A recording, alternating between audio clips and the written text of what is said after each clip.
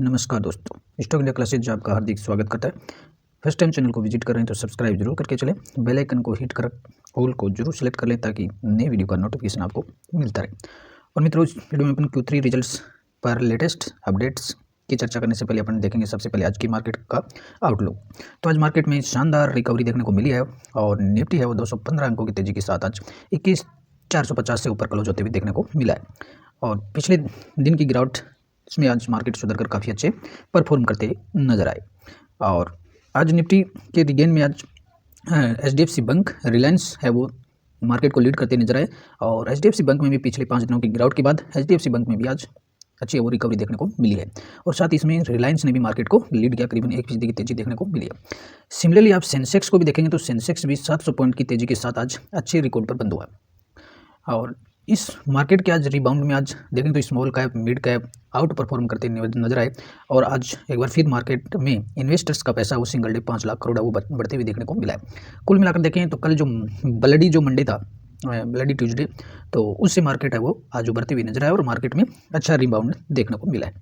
और मित्रों, बात करेंगे आज के लेटेस्ट जो ब्रेकिंग न्यूज निकल कर आ रही है जी सोनी मर्जर पर। और जी सोनी मर्जर की जो कल सोनी के द्वारा जो घोषणा की गई थी मर्जर को मर्जर से हटने की, उसके बाद देखें तो आज जो स्टॉक्स कल 30% तक रेस हुआ था, आज फिर जी के स्टॉक्स में करीबन 6.5% की तेजी है वो देखने को मिली है। तो अपन जी सोनी मर्जर पर है वो पूरी स्टोरी को इसको कवर कर लेते हैं कि जी सोनी मर्जर क्या था और इसमें स्टॉक्स में गिरावट भी वो देखने को मिली है। तो कल ट्यूसडे को देखें तो स्टॉक्स में करीबन है वो 34% की गिरावट है वो देखने को मिली थी। तो यहाँ जो सोनी के द्वारा मर्जर है वो मर्जर से हटने के बाद स्टॉक्स में एक बड़ी फॉल देखने को मिली थी। तो जी सोनी मर्जर की बात करें तो इसमें आज जी ने एक एक्सचेंज फाइलिंग में बताया कि जो जी एंटरटेनमेंट है वो सोनी के द्वारा जो मर्जर से टर्मिनेट हुआ है उसमें NCLT के पास ये मुद्दा लेकर के जा रहा है और NCLT में इसने अपना जो आवेदन है वो भी लगा दिया है। और जी जो एंटरटेनमेंट है वो सोनी के खिलाफ वो लीगल एक्शन भी है वो करते हुए नजर आएगा। और ये जो बिल्कुल जो बड़ा मर्जर था वो करीबन $10 बिलियन का मर्जर था। तो इस मर्जर से सोनी के द्वारा हटने की घोषणा के बाद और जी ने इसके खिलाफ NCLT में मामला रखा है, आवेदन दिया है और साथ ही इसमें लीगल कार्रवाई की भी चेतावनी दी है। तो इसमें बता देते हैं अपन जी एंटरटेनमेंट लिमिटेड जो है मर्जर के रद्द होने के मामले में जो सोनी पिक्चर्स है उसके खिलाफ नेशनल कंपनी लॉ ट्रिब्यूनल, जिसको NCLT अपन बोलते हैं, NCLT का दरवाजा खटखटा है। इसके अलावा जी ने इस मामले में सिंगापुर इंटरनेशनल जो आर्बिट्रेशन सेंटर जो है SIAC में भी आवेदन दिया है। और कंपनी ने आज एक रेगुलेटिंग फाइलिंग में बताया कि इस सिलसिले में NCLT की मुंबई जो बेंच है उसमें मामला दायर कर दिया गया और मर्जर को लागू करने के लिए निर्देश देने की मांग की है। इस मर्जर से जी एंटरटेनमेंट को क्या हासिल होता है, जो जी एंटरटेनमेंट ये मर्जर को करना चाहता है, तो ये इस मर्जर के बाद जी एंटरटेनमेंट एक बड़ी कंपनी बन जाती, करीबन $10 अरब की मीडिया कंपनी बनती। हालांकि सोनी ने 22 जनवरी को टर्मिनेशन नोटिस जारी करके इस डील को रद्द करने का ऐलान किया था और दोनों कंपनियों के बीच मर्जर जो समझौता था दिसंबर 2021 को हुआ था। इसके तहत 2 साल में जी और सोनी पिक्चर के साथ साथ बांग्ला एंटरटेनमेंट प्राइवेट लिमिटेड का भी मर्जर इन इकाइयों में होना था। फिर दोनों के बीच मामला क्यों बिगड़ा, तो दोनों के बीच इस डील की जो समय सीमा थी वो पिछले महीने खत्म हो चुकी थी और इसके बाद दोनों कंपनियां बातचीत कर आगे बढ़ रही थी। लेकिन मर्जर होने वाली जो कंपनी थी उसके CEO पद को लेकर के दोनों कंपनियों में बात नहीं बनी। तो इसमें जी जो एंटरटेनमेंट था वो गोयनका को नई कंपनी बनने वाली थी उसके CEO पद पर बैठाना चाहते थे। वहीं सोनी जो था वो अपने जो CEO थे NP सिंह को इस पद पर बैठाना चाहते थे और इसी बात को लेकर के ये मर्जर परवान नहीं चढ़ सका। जी ने सोनी के इस दावों को भी खारिज किया है। जी ने एक एक्सचेंज फाइलिंग में बताया कि मर्जर की शर्तों को पूरा नहीं करने का सोनी का जो आरोप लगाना है वो गलत है। कंपनी ने सभी जिम्मेदारियों का पालन किया है और उसका ये भी कहना है कि कलवर मैक्स और BEPL मर्जर समझौते को खत्म करने के लिए अधिकृत नहीं है। जी ने सोनी की $9 करोड़ की टर्मिनेशन फीस की मांग को भी खारिज कर दिया है। तो ये आज जी ने एक्सचेंज फाइलिंग में और सोनी के दावों को खारिज किया है और आज उसने ऐसा एक्सचेंज फाइलिंग में बताया। तो मित्रों, ये था आज जी और सोनी मर्जर पर लेटेस्ट अपडेट देखने को मिल रहा है। और इस फाइलिंग के बाद आज जी एंटरटेनमेंट के शेयरों में आज करीबन 6% की तेजी वो देखने को मिली है। हालांकि मार्केट में मर्जर डीमर्जर का ड्रामा हमेशा चलता रहता है। तो बहरहाल जी के जो शेयर होल्डर्स हैं उनको आज कुछ रिलैक्स मिला होगा और स्टॉक्स में फिर से 6% की तेजी देखने को मिली है।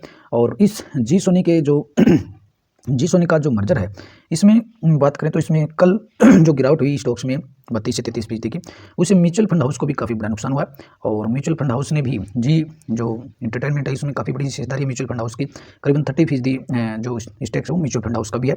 तो इससे भी म्यूचुअल फंड हाउस को भी काफ़ी बड़ा नुकसान हुआ। तो ये था जी मर्जर जी सोनी मर्जर पर लेटेस्ट अपडेट। और मित्रों बात करेंगे अपन Q3 रिजल्ट्स की। तो सबसे पहले अपन रिजल्ट्स देखेंगे आज टाटा स्टील्स टाटा ग्रुप से। और टाटा स्टील्स ने काफ़ी अच्छे रिजल्ट्स इस बार देखने को मिले टाटा स्टील के।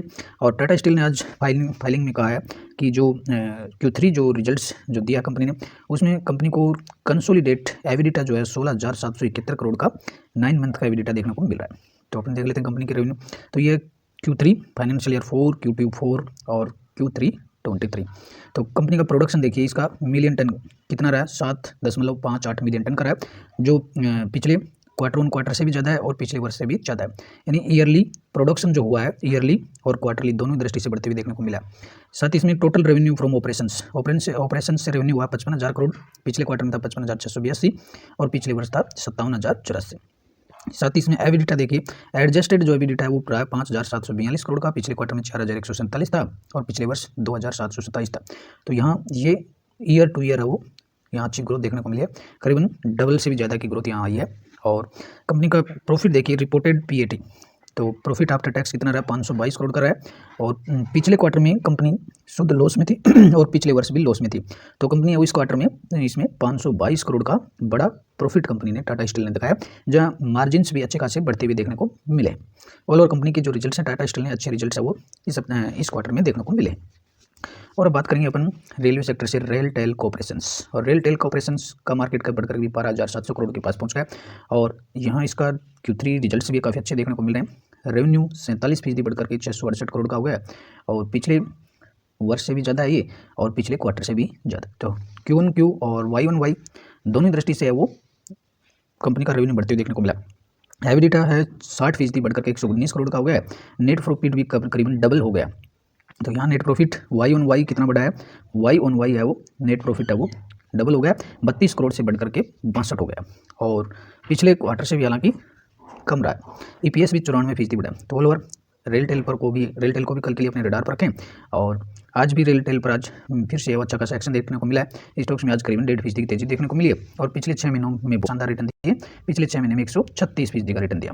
तो रेलटेल को भी काफ़ी बेहतर रिजल्ट है वो रेलटेल के आए हैं, तो कल के लिए भी से अपने रडार पर रखें। और मित्रों बात करेंगे SBC एक्सपोर्ट्स। तो SBC एक्सपोर्ट के रिजल्ट है कुछ संतुलित रिजल्ट है, नहीं कोई बड़ी तेजी है नहीं बड़ी गिरावट है।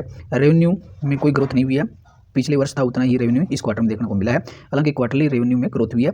Y1Y है वो प्लेट है, लेकिन Q1Q इसमें ग्रोथ है।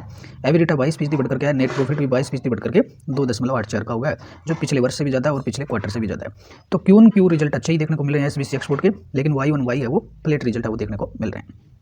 अब बात करेंगे टू व्हीलर सेगमेंट में अपन TVS मोटर। तो TVS मोटर के रिजल्ट है वो काफ़ी अच्छे देखने को मिले हैं। यहाँ कंपनी का रेवेन्यू 25% बढ़कर के 10,114 करोड़ का हो गया, जो Y1Y भी काफ़ी बढ़ते हुए देखने को मिल रहा है और Q1Q भी बढ़ा। एबिडिटा 46% बढ़ता है और नेट प्रॉफिट 59% बढ़कर के 510 करोड़ का हो गया, जो Q1Q भी बढ़ा है और Y1Y भी बढ़ा है। और TVS के अच्छे नतीजे वो देखने को मिले हैं। फिर अब बात करेंगे रेलवे सेक्टर से ही Concor container corporation of India. तो इसके भी Q3 रिजल्ट अच्छे देखने को मिले। रेवेन्यू 10% बढ़कर के 2,211 करोड़ का हो गया और एबिडिटा 20% बढ़कर के 517 करोड़ का हो गया। नेट प्रॉफिट 13% बढ़कर के 331 करोड़ का हो गया। EPS है वो 12% बढ़कर के 5.43 का हो गया। तो ऑल ओवर रिजल्ट है वो कॉनकॉर्ड के भी अच्छे देखने को मिले। बात करेंगे फिर टायर सेक्टर से सीएट लिमिटेड की। और सीएट का मार्केट कैप है 11,600 करोड़ पर। स्टॉक की करंट प्राइस चल रही है 2,876 की। तो सीएट के रिजल्ट है वो भी काफ़ी अच्छे रिजल्ट देखने को मिल रहे हैं। और आज टायर सेक्टर में भी अच्छी ग्रोथ देखने को मिली थी, टायर स्टॉक्स में भी रफ्तार थी आज। तो सबसे पहले अपन सीएट के देख लेते हैं। रेवेन्यू 9% बढ़कर गया है, 2,963 करोड़ का हो गया है, जो Y1Y भी बढ़ा है, हालांकि Q1Q घटा है। एबिडिटा 76% बढ़ा है, 418 करोड़ का हो गया और नेट प्रॉफिट शानदार कंपनी को देखने को मिला, 415% का हुआ, जो पिछले क्वार्टर में मात्र 34 करोड़ का था इस क्वार्टर में बढ़ करके और 34 से कितना हो गया, 181 का हो गया। तो ये अच्छा देखने को मिला है कि ईयर टू ईयर है वो नेट प्रॉफिट है वो करीबन 400% बढ़ करके आया है और Q1Q है वो थोड़ा सा डाउन हुआ। तो सीएट के रिजल्ट भी है वो ईयर टू ईयर देखेंगे तो बहुत ही दमदार रिजल्ट है वो देखने को मिले। अब बात करेंगे अपन ब्लू डार्ट एक्सप्रेस की। और ब्लू डार्ट एक्सप्रेस का मार्केट कैप है 16,200 करोड़। रिजल्ट इसके भी देख लेते हैं अपन। ये भी लगेज वाली कंपनी है जो लगेज को इधर उधर करते हैं। रेवेन्यू 3% बढ़ करके आया 1383 करोड़ है और पिछले वर्ष 1337 करोड़ था। तो हालांकि रेवेन्यू फ्लैट ही है, कोई ज़्यादा बड़ा अंतर नहीं है और पिछले क्वार्टर के बराबर है। क्वार्टरली और ईयरली रेवेन्यू है वो फ्लैट ही देखने को मिल रहे हैं, ज़्यादा उतार चढ़ाव नहीं है। एबिडिटा वो 6% डाउन हो गया, 213 करोड़ का है और नेट प्रॉफिट मार्जिन भी अच्छे नहीं रहे हैं। तो ये रिजल्ट है ब्लू डार्ट के फ्लैट रिजल्ट रहे हैं, न तो इसमें कोई बड़ी गिरावट है और न ही कोई इसमें ज़्यादा एक्स्ट्रा ऑर्डिनरी है। तो रिजल्ट है वो एक औसत स्तर के रिजल्ट है। हालांकि अभी जो है वो प्रभावित हुआ 6% डाउन देखने को मिल रहा है, जिससे मार्जिन नेट प्रॉफिट भी फ्लैट रहा है। ऑल ओवर ब्लू डार्ट को कल के लिए आप इसे रडार पर रखें। कल ब्लू डार्ट में एक बड़ा स्टॉक है तो इसमें कल गिरावट भी देखने को मिल सकती है। अब बात करेंगे सीमेंट सेक्टर से सागर सीमेंट के अच्छे नतीजे देखने को मिले हैं। रेवेन्यू 16% बढ़कर क्या है, एबिडिटा 83% बढ़ा है, नेट प्रॉफिट 58% बढ़ा है, EPS भी अच्छा खासा बढ़ते हुए देखने को मिला है। अब बात करेंगे सागर डालमिया भारत लिमिटेड, और डालमिया भारत के भी अच्छे नतीजे हैं। रेवेन्यू 7% बढ़ गया है, एबिडिटा 20% बढ़ा है और नेट प्रॉफिट 31% बढ़ करके 266 करोड़ का रहा है, जो पिछले क्वार्टर में 123 करोड़ का था। तो ये Q1Q भी अच्छा है और Y-on-Y भी अच्छे नतीजे देखने को मिले। तो डालमिया सीमेंट सेक्टर के अच्छे नतीजे हैं दोनों के, डालमिया भारत के भी अच्छे हैं तो सागर सीमेंट ने भी अच्छे नतीजे दिए हैं। और बात करेंगे अब IT सेक्टर से। IT की तीसरी चौथी बड़ी नंबर की कंपनी है टेक महिंद्रा। तो टेक महिंद्रा ने आज बहुत ही ल्यूजेज नंबर देखने को मिले IT सेक्टर से। तो कल इसे अपने रडार पर रखें। कल टेक महिंद्रा में बड़ी गिरावट फॉल भी देखने को मिल सकती है। हालांकि जिस तरह की एक्सपेक्टेशन थी उसके आसपास ही इसमें गिरावट है, तो हो सकता है कि इसमें स्टॉक्स में है वो कुछ बढ़ोतरी भी देखने को मिले। तो कंपनी का रेवेन्यू है वो 5% डाउन होकर के मात्र 13,000 करोड़ का रहा है, जो पिछले वर्ष 13,735 करोड़ का था। तो ये Y-on-Y है वो 5% डाउन हुआ है और Q1Q है वो हालांकि बढ़ा है। एबिडिटा 46% डाउन हुआ है, 1146 करोड़ का रहा है, जो पिछले वर्ष 2,135 करोड़ का था। तो ये Y-on-Y भी एबिडिटा भी डाउन हुआ। नेट प्रॉफिट 60% है वो, नेट प्रॉफिट 60% डाउन हुआ। पिछले वर्ष 1,285 करोड़ था और इस क्वार्टर में 524 करोड़ का रहा है। तो बहुत ही बड़े लेवल का इसमें मार्जिन है, नेट प्रॉफिट है, बहुत ही बड़े लेवल पर प्रभावित हैं। 60% डाउन देखने को मिल रहे हैं और EPS भी 61% डाउन देखने को मिल रहा है। तो कल इसे अपने रडार पर रखें और यहाँ स्टॉक्स में है वो कुछ फॉल्स देखने को मिल सकता है। तो मित्रों ये थे आज के लेटेस्ट Q3 रिजल्ट्स जिनकी चर्चा अपने इसमें किया है। आशा करते हैं वीडियो आपको पसंद आया होगा और पहली बार चैनल को विजिट करें तो सब्सक्राइब जरूर कर लें, वीडियो को शेयर और लाइक जरूर करें। आपका शेयर और लाइक हमें काफ़ी मोटिवेशन देता है। नमस्कार, अगले वीडियो में लेटेस्ट न्यूज़ के साथ फिर मिलते हैं, तब तक के लिए गुड बाय।